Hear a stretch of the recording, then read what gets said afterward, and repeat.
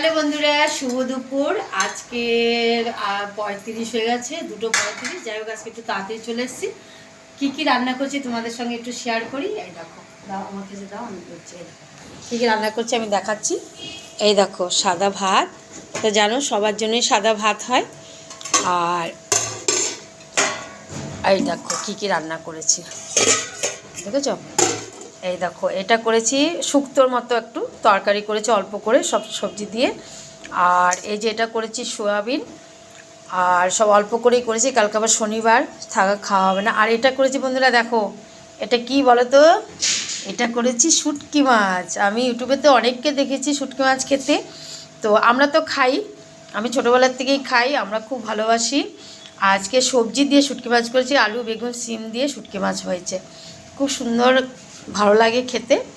তো তোমরা কে কে খাও আমাকে একটু কমেন্ট করে জানিও। আমাকে ধরো, ঠিক আছে?